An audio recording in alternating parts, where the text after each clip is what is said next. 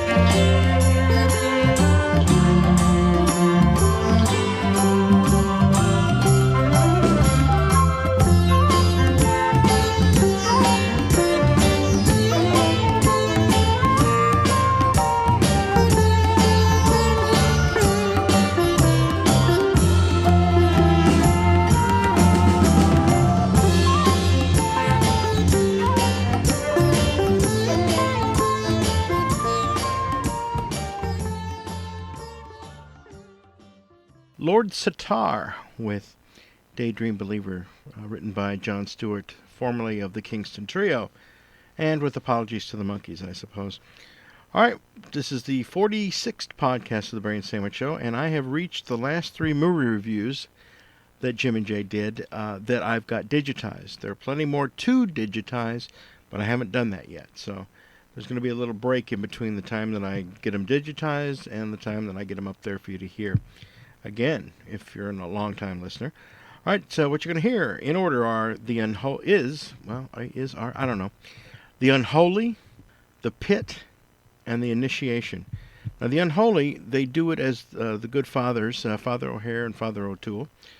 And this time they had some help from fellow KDHX programmers Chuck Lavazzi and his partner at the time, Pope Deborah, whom I never met. Chuck did a show called One Step. They were behind us from 3 to 6 on Sunday afternoons. We were on from 12 to 3 and whatnot. But I had not met Pope Deborah at that time. She had left the One Step Beyond show before I came aboard the Brain Sandwich. Okay, and they'll be doing that review with them, and then The Pit and The Initiation. brainsandwich@aol.com if you got any questions or comments. Adios.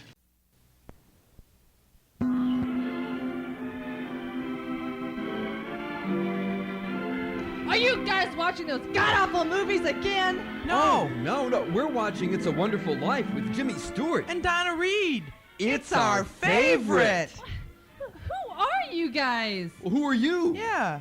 I'm married to the Brain Boys. Who are you? Oh, right. Well, I'm Deborah, Pope of U City, and there's Charles. Yeah, the Doge of South St. Louis. We do the One Step Beyond show from 3 to 6 p.m. on the station. You know, right after the Brain Boys. Yeah, and in fact, that's why we're here. See, they had to go pluck a duck or something, and they asked us to do the movie review for them. So that's why we're here. Yeah, and they asked us to watch It's a Wonderful Life and review it. Yeah. That's great. Maybe finally someone will really watch that movie. You know, those guys always say they're going to watch it. They say they're going to watch it every week. They always say it, but they never do. I'm upstairs and I hear chainsaws. I hear blood-curdling screams. I hear people being stabbed. All kinds of unholy noise. I'm so glad you guys are going to watch this. Well, you have a good time. I'm going to go out for the while. Oh, well, thanks a lot. Good night. Good night. Bye. Is she gone? Is she gone? Yeah, I hear footsteps on the stairs. She fell for it. They They said were she right. would. Yeah, just like they said she Yeah. would. She bought it. Every time. That was great because, you know, when she said about all the unholy noise? Oh. And the title of the film this week is The Unholy. Oh, if only she could be with us Oh, it's to a enjoy great movie this now. because see what happens is that there's this priest, see, and he's praying in his church. It's the night before Easter, and he's praying, and it's real dim, and all of a sudden there's this woman, see, real sexy redhead, and she's wearing this real filmy dress. You know, and you can see Whoa. right through it, and she walks up to him, she starts stroking him and caressing him, and Whoa. and so he won't get tense, and he pushes her back, and Oh. she changes into this big, awful, gooey monster, and Oh. and the monster runs all around, and he he kills kills everybody. everybody. Yeah, it's All great. right. Let's watch it.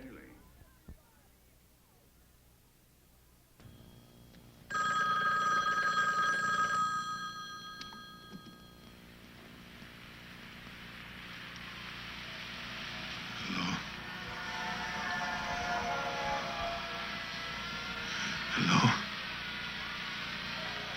Who's this? Father Michael. Yes. I can't hear you. Who is this? This is Father Dennis. Is this some kind of joke? I'm waiting for you in hell.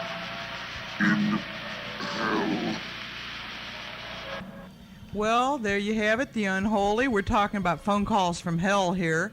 And that and the fashion statement that the movie makes. I mean, the vividness with which the succulent body was exposed to our view. And Yeah, it's that been, was good for me. Was it good for you? Oh, it was wonderful. And you know, Chuck, it's been many a lonesome month since I've seen a real nice Nehru jacket like we saw in this production. And the inventive use of strawberry gelatin and latex is unequaled in my recent experience. That was great. Now, that was Ben Cross there as the priest. Ben Cross. And Is that who a is that? coincidence, do you suppose? Well, I don't know, but Yeah. but who is that starring as the open gaping wound? I don't know, but I'll tell you one of the problems I have with this film right now is that scene. I mean, here's Ben Cross as the priest getting a call from the deceased Father Michael in hell, right? A Right. phone call. Now, you and I both know, Deborah, that phone service to hell was cut off with the AT&T divestiture. Well, you may know that, Chuck, because you know That's you turned ridiculous. pro a long time ago. But, well, be that as it may, it's a fine film. The acting is outstanding. Oh, come on. Ben Cross shows us a gamut of emotions from A to B, and it's. You think he went as far as B? It's amazing that these people needed money so badly. I mean, we had Hal Holbrook in his white-haired best as, what was he, the Cardinal or something? And then I we think have, he was the sofa, Chuck. And Trevor Howard, poor Trevor Howard. Well, we'll see him later in a yeah, later but he won't scene, be but- seeing you. He That's plays true. the old blind priest. Right, with Vaseline on his eyes or Right. something, and he looks like he just got out of the Royal Hospital for overacting. Wow. What's this? It's McInvasion. On the brain thing. It's the fun and spring. It's the fun and spring. It's not the fun and nothing. What's fun. the matter with Hey, you? Wait a hey, minute, who are you guys? Well, I'm O'Hare. And I'm O'Toole. Hey, we're the good fathers, and we ran into the Brain Boys just coming in a few minutes That's ago. right. And they said they had something to do, and they had some guest reviewers for their movie tonight. And they also said that one of the reviewers was the Oh, Pope. we couldn't pass that one up. That's right. How could we The stay Pope away? in person? No way we could pass that up. Well, here's the Pope right here. Hi, guys. Oh, well, hi. I mean, very Your happy to Holiness, meet you. nice to see you this evening. Y'all priests or what?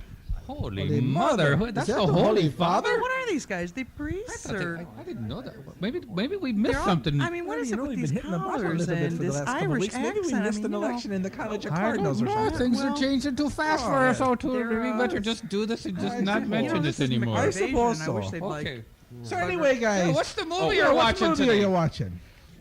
Oh, well, we're watching It's a Wonderful Life.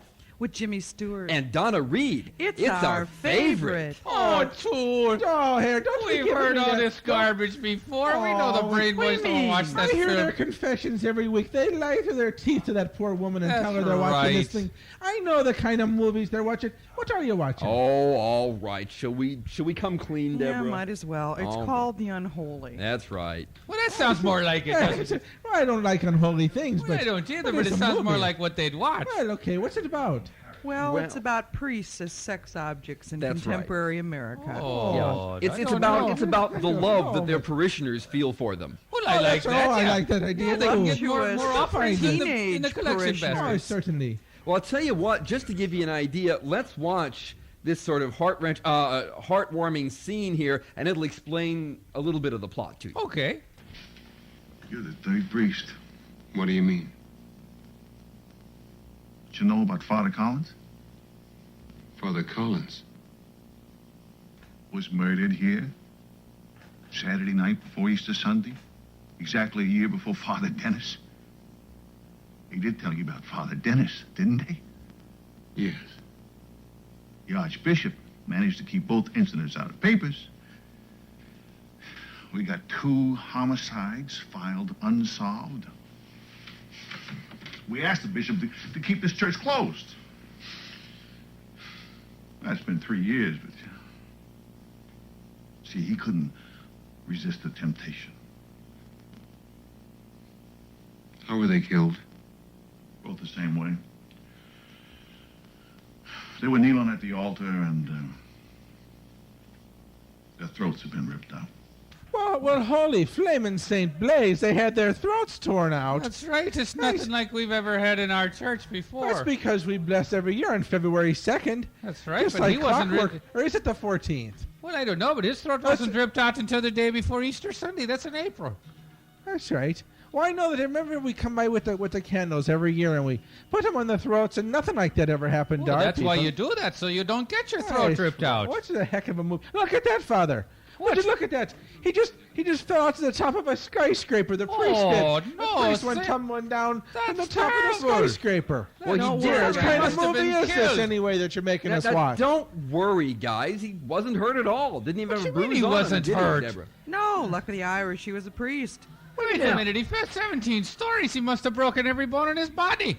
He Well- had a nip. Well, let me say something, Father. You know, there is a story back around the 100 Years' War. You know, the Catholic ministers, or the Catholic emissaries, they went over to visit the king there in Germany someplace, and they went to see him, and the king said, "You go and meet us up on the 6th floor, and I'll come up to." They had a big Oh, tower there. sure, I Remember know that one, yeah. Well, they come over Maybe there. they haven't heard it before. You heard this one? Well, anyway, so you know what I happened? just love to hear priests So talk. what happens Yeah. is the 2 Catholic ministers, they go up into the 6th floor, see, and they're waiting for the king. But instead of the king coming in, these 2 goons come in and they toss him out. Well, these 2 Catholic mean they ministers, toss him toss out? him right out the window. Out the window? Well, Yes, they it's must have called- broken every bone in their body. No. It's called the defenestration of Prague. You know, out the window is what it means. Anyway, it's supposed to have something to do with the 100 Years' War, you know. But anyway, when they went flying out the window, you know what happened to them? I give up. What happened? Before to they them? hit the ground, 2 big hands came down from the heavens, caught them and set them down gently on the ground. Just like they jumped Wow. off a stool. Were they wearing Lee press-on nail? Well, those stories are all very well to scare the parishioners with on Sunday morning, but history shows that the real reason those 2 priests weren't hurt is that they fell on a pile of manure. Not only does history say that, but Bob says it too. So Oh, come on, Hey. there's no such thing. Oh, we know There's that no the telling no- hands caught him and put him That's down right. there. We believe that the Almighty sent his hands down to break their That's fall. and right. That's what we're going to believe. Hey, well, so let's that's- change the subject and go on to something else. What about this movie anyway? Well, you know, it's your clear and simple case of possession. In fact, since it's happened more than once, it's sort of a repo kind of situation. And, you know, the priest is being tempted by the devil, but he's trying to get away from it, Chuck, and that's an important thing. it is indeed. Well, see, we know how to handle that, don't Of course, the Scripture tells you how to handle That's things right. like Satan. All the priest, I mean, you know, he reads the Scripture every day. He reads his breviary every day, and he knows how to handle the stuff. If he reads the Holy Scripture, which he does, of course, you know that he'll know the answer to how to get rid of Satan and all of his whatever they are with the big whatever they are. So you think this priest? They think this priest reads the Scripture, Deborah, and believes Oh, in he it. does it every No day. priest reads the He lives Scripture. by the Scripture. Look, what kind of priest is this? He's not Irish. Well, that's okay, but And- No, his first initial is he not can O. still be okay. And if you want to see what he thinks of the Scripture, just look at this scene. Listen to this. Lucifer was the most beautiful of God's angels. He wanted to be put in command of all creatures on earth. God refused, and Lucifer was cast out of heaven by the archangel Michael. And he was called Satan, which means enemy. Satan said he would rather reign in hell than serve in heaven. Millie, this is superstitious nonsense. There's more. One of Satan's strongest demons is so evil it is known as the unholy. Millie. Just listen to me. The unholy may remain on earth out of hell so long as no one resists its temptations. The unholy kills the sinner in the act of sinning and sends another soul to hell. The unholy thrives on purity, on priests and virgins. Millie, this is garbage. So, what do you think of that, fathers? Well, I'm sure he was reading out of the King James Yeah, it's the version, King wasn't James he, version, O'Toole? for sure. That's all he meant. That's, You that's know, he right, it's a believes the bunch of stuff. garbage. That's right. He believes the other stuff. He believes the Bible. What's wrong with you? I don't know, but I'm going to see a specialist next week. But you don't need to be a specialist to see that this is a generally awful film. The Unholy is really unholy. I mean, despite the fact we've got these great stars in it, the immortal Ben Cross, the indelible Hal Holbrook, the astonishing Trevor Howard, the amazing Peter Frenchette, the man who invented salad dressing, despite all of these great stars, this is a turkey. I mean, it's a stupid plot. There are lots of irrelevant things that go on that get away from the big confrontation between the priest and the demon. And when it finally does occur, the demon looks like something that was put together on latex with it looks like something Jim Henson would have thrown together on a bad night. This is a bummer all the way around. I give it maybe a half a Lavazzi. What do you think, Deborah? Well, you know, Chuck, it's not unlike you to pick on a religious theme movie like this. As I recall, you didn't like Spartacus either, and That's this is true. right up there with it. And you know, I think the use of latex and Jell-O was tasteful. I think the sound effects were nice. I think the groin full of snakes was first rate, and You're into that, are you? I would give it 2 eyes of Bob. That's what you'd give it. Yes, 2 eyes of Bob. All right, I'll tell you, we enjoyed the movie, I suppose. I mean, we didn't get to see that much of it, I guess, but I don't know, for myself, from what I saw of it, I don't think it's really better than any more than two lavatories at the most. Well, I tell you, I kind of like the whole thing that I've seen here. You know, we're watching part of it again. As you can see, these things are flying around, and there's devils and little monsters that are tying him up and putting stakes through his fingers and hands and stuff. I kind of like that, you know. And the man seems to come out on top on the end. What's Well, he wrong comes with out you? on top in the end. You know, he gets all these horrible monsters, and he sends them all down to hell again, and he gets rid of them, and I like that. I guess that's a nice part. That's right. It's a good part. I think it was real good. I mean, I don't know. I wouldn't want to be in his position, sitting there spreading it on the altar like he is. Why don't you rate it anyway? Well, I'll give it 3.5 Labradors. Okay, that's nice. The Brain Boys would be proud of us all. I don't would. you I think we did a good job. Okay, are we over with this now? I think so. Let's Well, I talk have a about this question. Pope business now. That's right. How long have you been Pope? Well, I've been Pope for about a year. I became Pope last year in Philadelphia, and of course they just commemorated that happy occasion over Labor Day. Well, see, O'Toole, With you a must have been parade. out of town that day when they elected I her. said, well, you know, we did go on a couple of weeks there where we was having a lot of Irish He's down in coffees. Bermuda. Well, it's true, you know. Oh, that was maybe we probably in missed- Bermuda Street. Maybe we missed We were something. down in That's Bermuda right. Street, yeah. That's right, but perhaps we missed something important. Well, tell us some of the good things you've done while you've been Pope. Well, mostly, you know, I feel that I'm responsible for having a good time and helping other people to have a good time and being a pope of the people who've never had a pope before. Well, tell me then, where was your parish before you became Pope? Okay, well, I didn't really have a parish per se. I wasn't a priest. Wait a minute. You wasn't no priest. You How have did to be a become priest You got first. to take vows and stuff. No. You Why? mean you guys haven't take taken vows? a vow of poverty? We No, did. heck no, We no. took vows of poverty. In fact, Chuck, I was just going to ask you. You know, we thought we'd go out and get an Irish coffee today. Could you lend us $10 till collection day? $10. Yeah, till the next collection we can take. You on. know we're guess I'll good see what for I it. You can know do. where Of we course we live. are, you know that. Vows of poverty, and now you want to borrow $10 from him. What Hey, other hey, vows? listen, Well, certainly. We also have to take a vow of chastity, you know. You Well, you guys want to do. borrow some extra and go to the massage parlor? Wait a minute. Wait now. a minute. What kind of Pope are you anyway? Pope of sex, drugs, and rock and roll. The very best kind. Saint Patty preserve us. Too The late. Pope of You sex, already looked drugs pickled. and rock and roll. What kind of person is this? I think we anyway? got the wrong one here. Oh, my I may be gosh. the right one. Maybe that old dude over in the Vatican just isn't the kind of fun that you boys really need. Oh, dude. I don't know what this is, but I Geezer. don't think we should be here. This is the wrong place for us. He's Let a me tell geezer. you- He's let a me- blue top. Listen, let me tell you something, young lady. Pope of wherever you're Pope of. You city.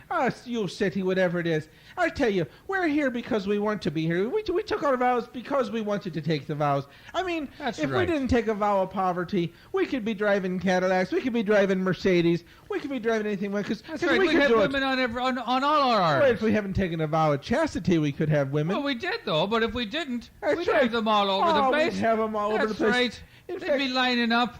That's right, and if it weren't for the vow of chastity, you know, I mean, O'Hare and I mean, we can, well, let's say, how can I put it delicately? We could do it all night long. Oh, so the gist of this then is that if you weren't priests, if you were in the running, you'd be running all over. Is that right?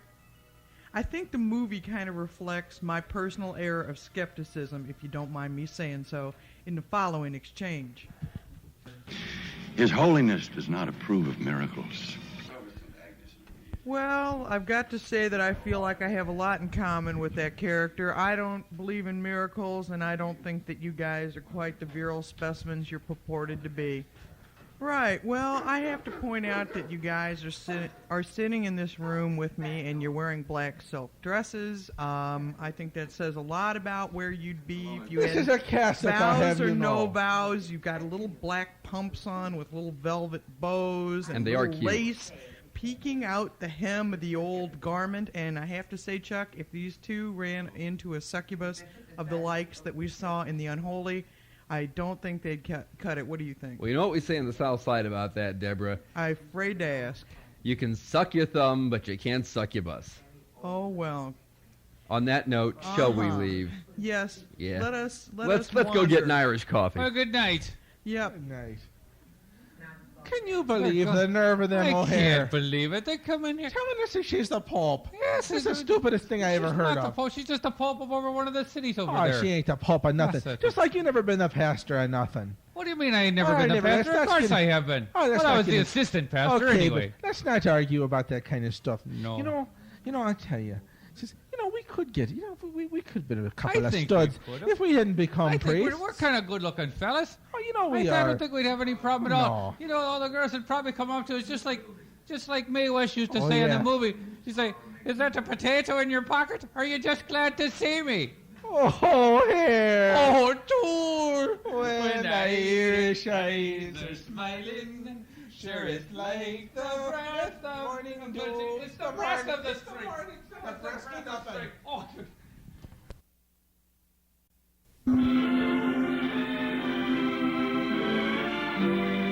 Are you guys watching those god-awful movies again? no, No, of course not. We're watching It's a Wonderful Life. Yeah, with Jimmy Stewart. And Donna Reed. It's our favorite.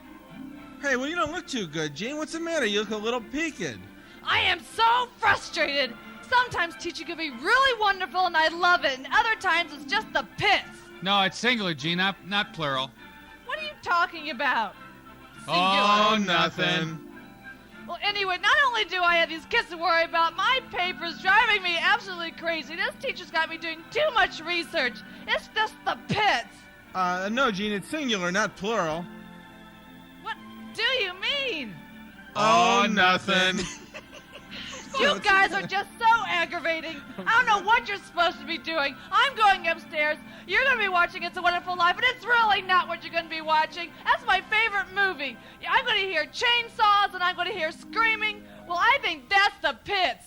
Or excuse me, singular, the pit. Good night. Good night. Oh, God. Is she gone? Yeah, what are you laughing Oh, at? it did it again.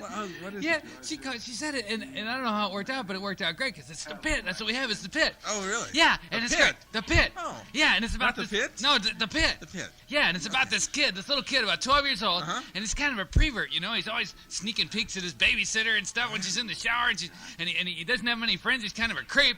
And, well, he finds this big hole in the ground, see?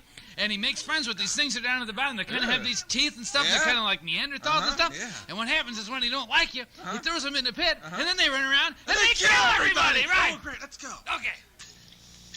Would you like to know my secret? If you promise not to tell? If you'd like to tell me. I know where there's a huge hole in the ground. A big hole in the ground? It's in the woods, about a mile away. And at the bottom of the hole, down in the dark, there's some things. What kinds of things? They're not people, that's for sure.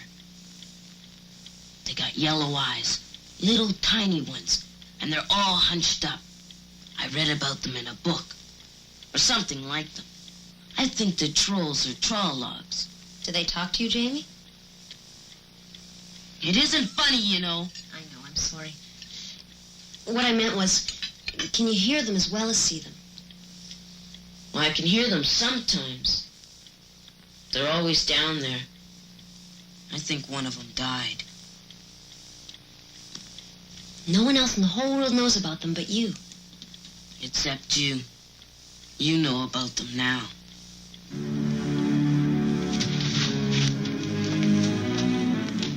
That's right, Jay. And now we know about it, too, and we're in big trouble, Jay. This is The Pit, a 1981 New World Pictures release. And, Jay, this is an interesting movie. I kind of like this movie. It's really a neat story about growing up and really going into puberty and, you know, getting all those urges that one has, you know, when you're about 12 or 13 years old. And it's you know, I sort of empathize with the character. You know? What is this about normal adolescent growing up or whatever it is in this movie, Jim? Who did you read? Child Psychology by Charlie Manson, Ph.D.? This is absurd. If this is a normal childhood, well, anyway, there's a lot of stuff coming up. I'll show you how normal this kid is. You act like this is his everyday stuff. I do know one thing, though. This is a bad movie. Probably 4 people know the secret of the pit. Jamie, the babysitter, you and me, because I'm sure no one else ever has watched this movie except for us. Maybe somebody will watch this movie after we review it, but it's a terrible movie, and I really think that that they should be awarded medals of valor for doing so. Oh, Jay, come on, the kid's normal. I mean, he sort of reminds me of myself when I was young. Well, you're right. I agree with that. Well, wait a minute. But I mean, all right, he's having, he's coming out. His sexual urges are starting to bloom, and there's beautiful women everywhere. His mother's beautiful, his babysitter's beautiful, his teacher's beautiful, the librarian's beautiful. All these kids are beautiful, and at the same time, nobody likes the kid. He's kind of a jerk, He's an overachiever, He's real smart, and like he tries to join this club, and this guy punches him in the nose. It wouldn't even let him get it out that he wanted to join the club. I mean, this is what this kid's got to deal with, Jay, every day. I mean, no wonder he's got problems. Well, you're right. I mean, he's got problems. For one thing, he's a moron, or at least a borderline moron, and he's a jerk, too. Of course nobody likes him. Who'd want to be around a kid like that? Of course, like you said, he reminds you a lot of you when you were a kid. Well, look, Jay, just to show you how bad this kid feels and what happens to him, how would you feel if this next scene came up? If this happened to you, you'd feel bad, too. Just listen. How dare you touch my bike? No. Well, I was just gonna... But I was just gonna... Why don't you go back where you came from, funny person? If I see you near my bike again, I'll tell your father, and it'll be too bad for you. They'll take you away. See there, Jay? I mean, how would you feel if that happened to you? You'd feel terrible, Well, Jim, it did happen to me, practically. It happened at your house. Your dad said that about me. Well, practically. Well, okay. I was a little older. I mean, like I was 25, but well, you shouldn't have walked in a monk's outfit. I mean, that's all it was to it. You know, and it was right near Thanksgiving. He just didn't get it. You know. Well, okay, never mind. Nice say. But Jay, really, this kid has a few problems. I'll admit that maybe he's not quite ordinary as an ordinary kid, but I wasn't an ordinary kid either. I was kind of exceptional. Well, yeah, I guess you could identify with this kid when you look at it that way, Jim. I mean, when everybody else was watching Sesame Street, you were watching Peyton Place.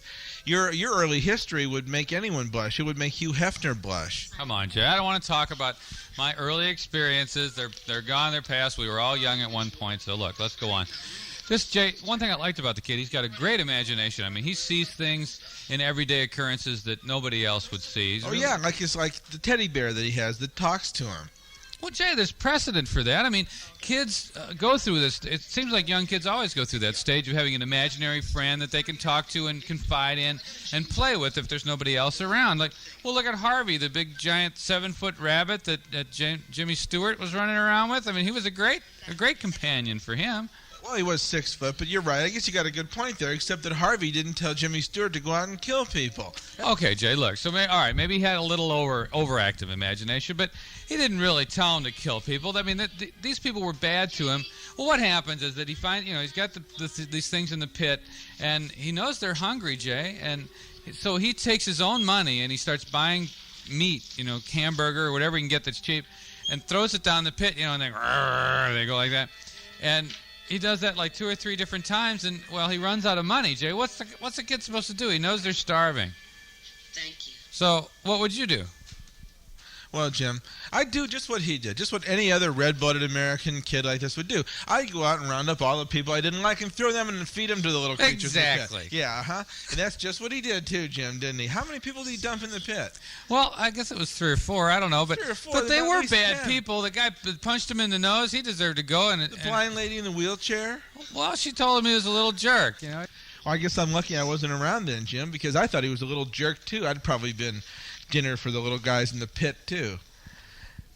Well, I mean, Jim, you're backed up against the wall with this thing. Trying to defend this monstrosity, I mean, is really a difficult task. I'm not sure you're up to it. Well, Jay, I mean, at least it had I'm not even going to, say what the ending was, but it had a neat surprise ending, didn't it? Well, it did, but let me say this, Jim. Why don't I help you out a little bit here? Okay. In defending this thing. Why don't you say that the pit was really just a symbol of burgeoning adolescent sexuality? Yeah, that's just what I was going to say. At the bottom of the dark pit of unknown and unlearned and yet yearned for sexuality. That's it. That's what I was trying to formulate in my mind. I thought so, yeah. Yeah, you just got it out for me before I could say it. That's all it was.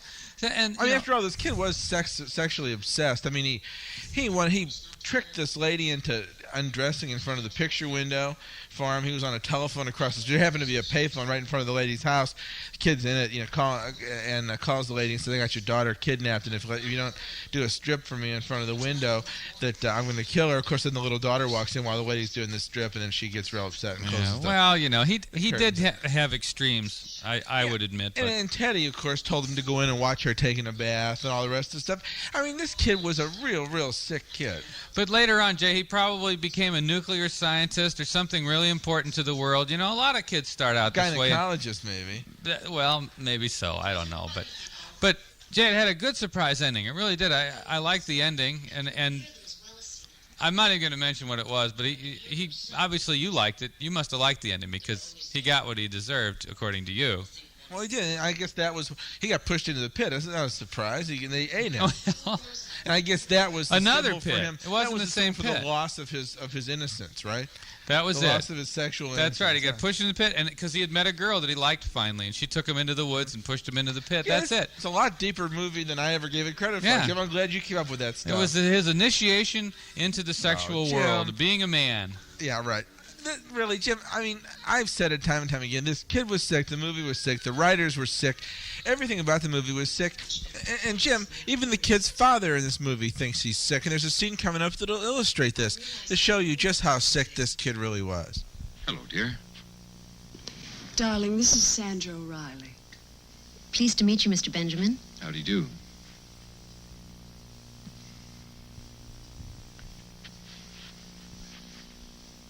My wife tells me you have experience with problem children, Miss O'Reilly. Now, it isn't that much of a problem. I am working towards my psychology degree, so I can work on a one-to-one basis with exceptional children. You'll find him exceptional, all right. Not that I don't love my son, Miss O'Reilly, I do. But I've never been able to understand an otherwise normal boy who lives entirely in his own head. We're part of his world, but way out, on the periphery somewhere. I see. And we had an incident here with some old lady in the community. Seeing him swinging in the trees out back with nothing on, except some Superman cape or something, playing Tarzan.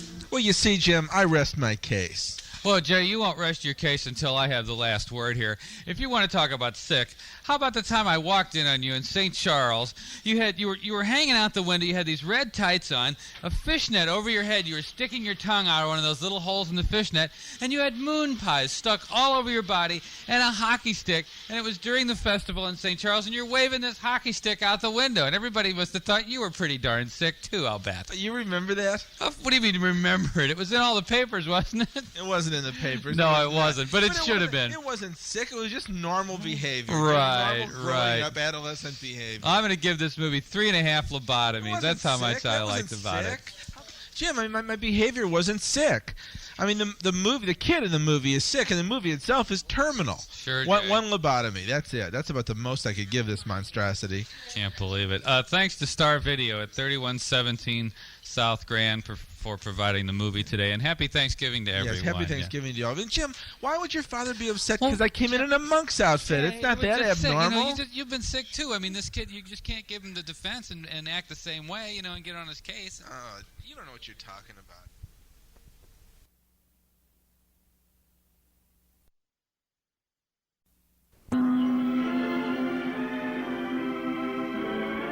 Are you guys watching those god-awful movies again? And on Christmas, too! Oh, no. We're watching It's a Wonderful Life, huh, That's Jay? right, with Jimmy Stewart. And Donna Reed. It's our favorite. Isn't there some other kind of holiday movie you could watch? I love It's a Wonderful Life, but you guys watch it all the time. Well, actually, yes. Yeah, now, we were thinking of one particular movie. It's called The Initiation. It's a nice holiday movie, Oh. The Initiation? Yeah. It's like all those... Oh, yeah, it's a good one, huh? I've heard of other religious feast days like the Assumption or the Resurrection, the Annunciation, but the Initiation? Oh, yeah. Well, what is it? It's a little-known chapter in the life of Jesus where he joined a fraternity. Oh, sure. Yeah. They had the hazing and the whole thing. It was kind of just the initiation thing. I went through that. This movie covers that little-known aspect of his life. Okay. For Christmas. Well, guys, I'm glad you're watching something wholesome for the holidays. I'm going to wrap some presents. Good night. Good night. Now, are you sure that Jesus was in a fraternity? Oh, sure. With those 12 other guys. It was great. Yeah, I forget the name of it, but it was a nice one. Okay, guys. Well, good night and Merry Christmas. Night. Jay, is she gone? Yeah, she's gone, Jim. Jay, what are you talking about, the initiation? Why aren't we watching a Christmas movie? We do this every year. We watch a Christmas movie. Well, Jim, this is a Christmas movie. No, it isn't. It's it something is. called The Initiation, Look about at the box. some Look at the fraternity. box. Look at this. It says Silent Night, Deadly Night, Part 4. Oh. Okay, now, Jim, remember Part 1 where this kid saw his parents killed or something by a guy in a Santa Claus suit? And he went crazy and he ran around and he killed everybody? Yeah. And then there's Part 2. His brother came back and put on a Santa Claus suit and ran around and killed everybody? Yeah. And then in Part 3, the next year, some woman that we don't even know why or who she was put on a Santa Claus suit and ran around and killed everybody? Yeah. Well, anyway, in Part 4, there's these 3 women who get real heavily into the occult, see? Yeah, and they put on Santa Claus suits. Well, no, they don't put Santa Claus suits on, Jim. What do you mean? It's a Christmas movie. They put on Santa Claus suits. Well, it's a Christmas movie, Jim, because even though they don't put Santa Claus suits on, Yeah. but they still run around and they kill everybody. Yeah, Oh, yeah, good. let's Put it in, Okay, yeah. okay. You're one of us now. Free your men and the parasite of fear they bring us. I don't believe this. This isn't real. I've been hallucinating. You drugged me. No, it's not hallucinations. You gave form to the fear inside you. You created these things from the power of magic within you. What about Hank? Did he really die? Hank's just a man. Well, Jim, as we mentioned, tonight's movie is Silent Night, Deadly Night, Part 4. a fairly awful movie starring, among others, Maude Adams, who is obviously in the decline of her career. Maude Adams from Marathon Man and from Tattoo with Bruce Dern, that movie, 15 years ago, whatever it was. She's obviously come a long way down since that time. And Clint Howard's in this as the slobbering psycho, and I think Clint Howard is always a slobbering psycho. I can't remember any movie when he wasn't. I don't think anybody would recognize him by name, but if you saw his face, you'd have seen him as a slobbering psycho in some movie. Both the B movies and actual regular releases too. I think he's been a slobbering psycho in quite a few of them. Also, the surrealistic visual design for this movie was done by Screaming Mad George. And we can credit the Yuzna brothers, Brian and Conan Yuzna, for their hand in production. And I forget exactly what they did, but they were involved in production somewhere. The famous Yuzna brothers. Yeah, sure, those very them, same Yuzna brothers. And Jim, the opening scene, which wasn't particularly funny, turned out to be one of the funniest scenes in the whole movie, which was just dismal. It had nothing going for it, and not even humorous stuff. It was really bad, but really the thing that really gets me about this movie, Jim, is that it was called Silent Night, Deadly Night Part 4, but I know that this movie was originally released as The Initiation. They called it Silent Night, Deadly Night Part 4, The Initiation. But I remember that movie being released simply as The Initiation.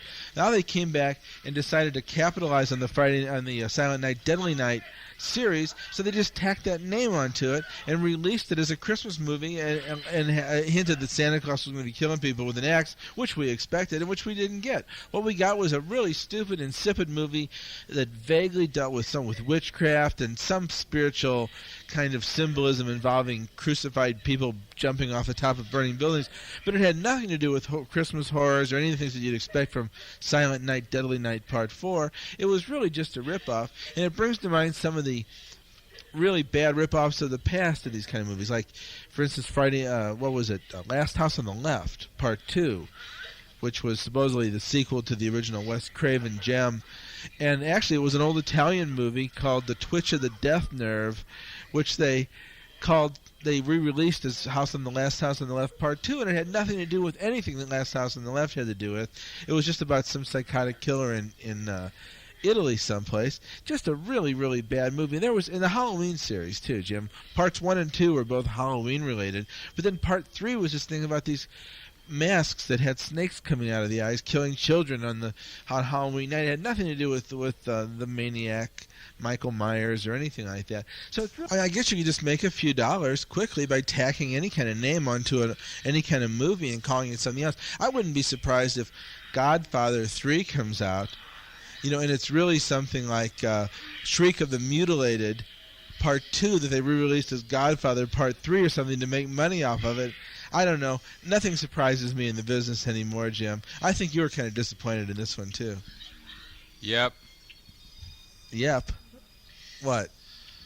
Well, what can I say? You said it all. Oh, well, that's the end of the review then, isn't it? No, you must have some ideas about this.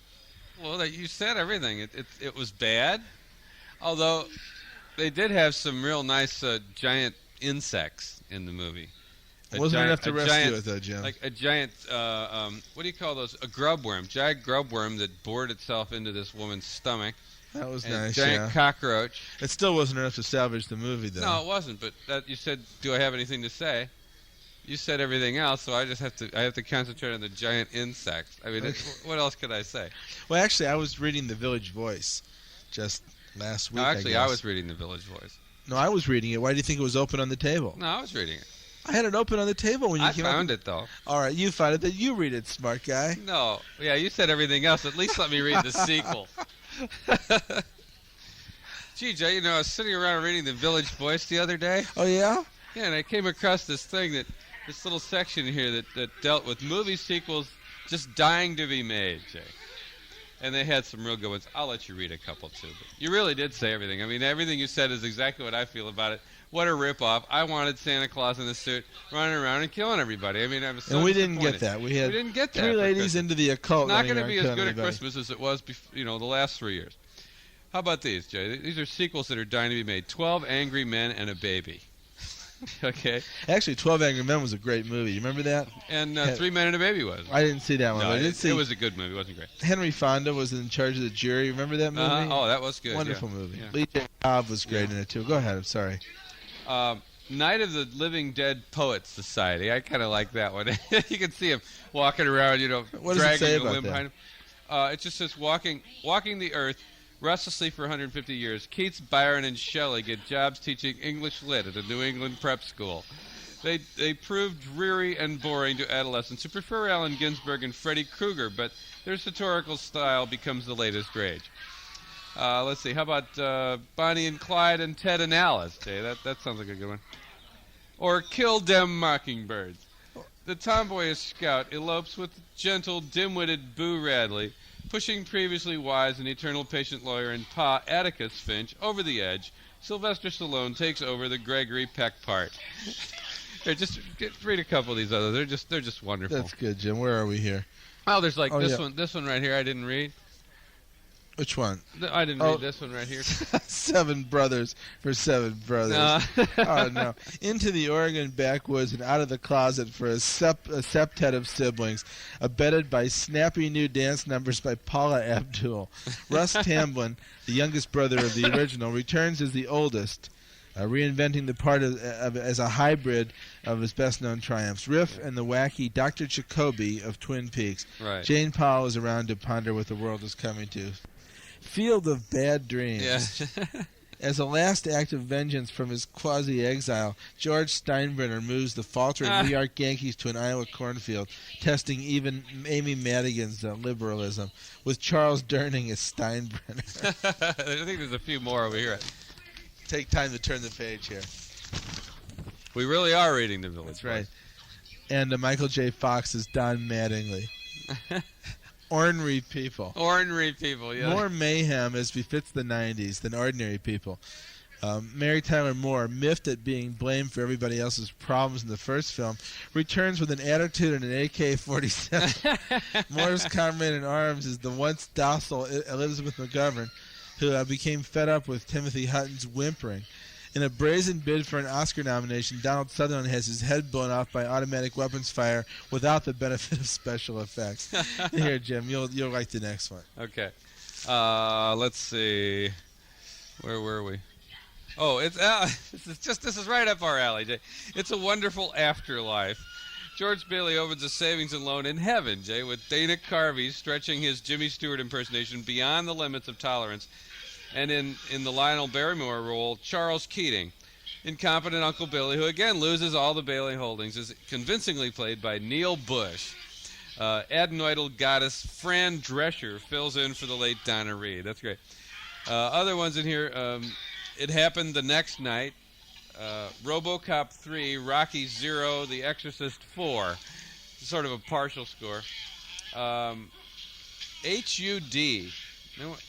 I thought it was HUD. Well, no, it's HUD. Remember the old Paul Newman HUD. movie? Oh, but it's then the thing period, that's U CHUD. That's you remember that cannibalistic humanoid underground dwellers? That was a movie. Chad. Oh, that's right. I don't think we got to review that. No, we yet. haven't reviewed that one. No. Rating Bull. Back to his fighting weight, Jack LaMotta makes a comeback as ABC's Jake TV LaMotta. chief. What did I say? Jack. Oh, sorry. Chief of Programming, a batch of new sitcoms starring ex-pugilists prove alarmingly successful, particularly a laugh riot with Smokey Joe Frazier managing a daycare center that goes on and on. I'm sorry, Jim. If I didn't bring it up, somebody call and bring it up. If you said That's Jack true, LaMotta, that's you true. know, better you hear it from me than from the callers. You're probably right. So anyway, lots of sequels. They're dying to be made, Jay, but they didn't make a sequel here. It just absolutely was depressing to watch. I mean, it wasn't even a good, bad movie. It was just bad, and it wasn't what we expected, and so I give it no lobotomies, Jay, because it wasn't what it was supposed to be. I have to agree with you, Jim. I give it no lobotomies, too. I forget. What's his name again? Clint Howard. Even Clint Howard couldn't save this one. Clint even Howard has never played a person that has an IQ above 40. I know, and this is no exception, and he really could not save it. Really? So a dubious thanks. Yeah, to Star Video. 3143 South Grand. Grand. Of course, they have lots of other good things. Of course they do.